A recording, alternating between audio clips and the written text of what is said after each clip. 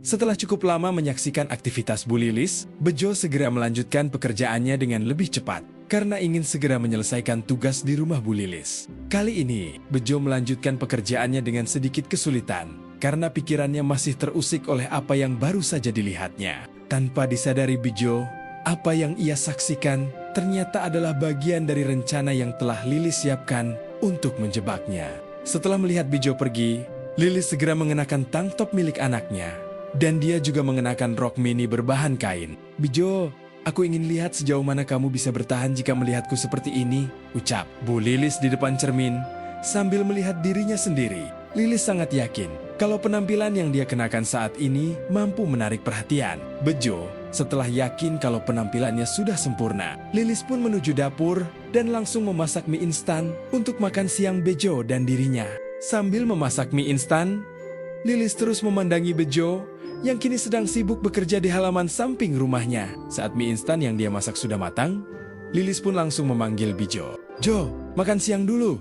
Ini ibu sudah masakan mie instan. Ayo makan dulu. Nanti keburu dingin," teriak Lilis dari dalam dapur. 86. "Bu," balas Bejo yang langsung berjalan menuju keran air untuk mencuci tangan dan kakinya. Setelah selesai mencuci tangan dan kakinya, Bejo pun memasuki rumah lewat pintu belakang. Alangkah terkejutnya Bejo saat melihat penampilan Bu Lilis.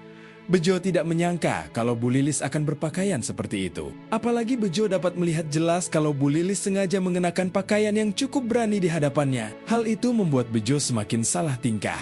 "Maaf ya Jo, ibu merasa gerah banget jadi berpakaian seperti ini," ucap Lilis dengan senyum manisnya. "Tidak apa-apa Bu," balas Bejo santai. Bejo semakin yakin kalau Bu Lilis memang membawanya kemari bukan hanya sekedar untuk membersihkan rumah, tetapi ada maksud lain. Namun Bejo sama sekali tidak memikirkannya. Karena Bejo yakin jika hal itu harus terjadi, maka pasti terjadi. "Kamu bisa saja Jo, ayo kita makan sebelum mie-nya dingin," ucap Lilis sambil tersenyum penuh arti. "Saya makan lesehan di sini saja Bu, soalnya kalau di dalam gerah," balas Bejo sambil meraih mangkok yang berisi mie instan dan langsung duduk di lantai dapur. "Iya sudah, kalau begitu kita makan lesehan saja di sini," ucap Lilis sambil mengikuti Bejo duduk di lantai dengan posisi yang dia atur sedemikian rupa agar Bejo semakin memperhatikan penampilannya. Bejo hampir saja tersedak karena melihat penampilan Bu Lilis. Dia tidak menyangka kalau Bu Lilis sengaja membuat dirinya begitu menarik perhatian. Bejo kini semakin yakin kalau Bu Lilis melakukan hal itu semua untuk menarik perhatian darinya. Bejo yang sudah lumayan pro dengan cepat langsung melahap mie instan sambil matanya sesekali melirik ke arah Bu Lilis. Lilis tidak bisa menyembunyikan senyumnya yang merekah setiap kali mata Bejo tertangkap melirik ke arahnya. Lilis yakin Bejo sedang merasa gugup dan kebingungan.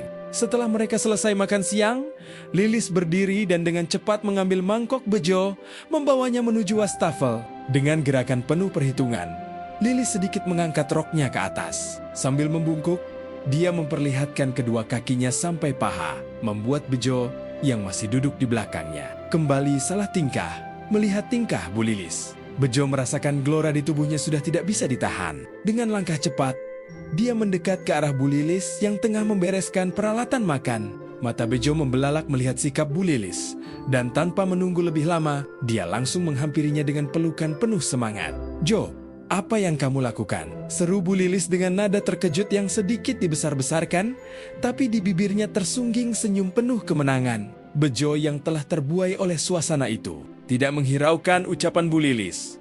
Dengan penuh semangat, dia terus mendekap Lilis, membuat suasana di antara mereka semakin sulit dikendalikan. Lilis tidak bisa menyembunyikan senyumnya yang merekah. Lilis yakin Bejo sedang merasa gugup dan kebingungan. "Oh, kamu benar-benar membuatku tidak bisa berkata-kata," desah Bu Lilis dengan kaki sedikit bergetar. Lilis tidak menyangka kalau Bejo begitu lihai membuat dirinya merasa diperhatikan. Sikap Bejo benar-benar membuatnya tidak kuat lagi menahan gelora di tubuhnya. "Kita ke kamar saja, Jo," bisik Bu Lilis dengan senyum lebar menghiasi wajahnya. 86. Balas Bejo yang langsung bangkit dari posisinya. Bejo dengan penuh semangat langsung mengikuti Lilis masuk ke dalam kamar. Setelah Lilis mengunci pintu kamarnya, Bejo langsung mengajak Lilis mendekat dan suasana di antara mereka pun berubah menjadi semakin intim. Setelah merasa sudah cukup terbiasa dengan kedekatan mereka, Lilis hendak mulai bergerak. Namun tiba-tiba bunyi ponselnya menghentikan niatnya. Awalnya Lilis tidak peduli.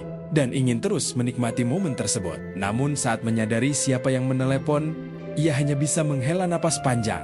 Dan dengan berat hati ia kembali bangkit. Kenapa Citra menelpon di saat seperti ini sih? Ganggu saja orang mau bersenang-senang. Gerutu Lilis saat melihat siapa yang menelepon dirinya. Wajah Bu Lilis berubah menjadi masam saat berbicara dengan orang yang menelpon dirinya. Setelah beberapa saat, akhirnya Bu Lilis pun menyudahi panggilan teleponnya dengan wajah murung. Kenapa dengan Citra?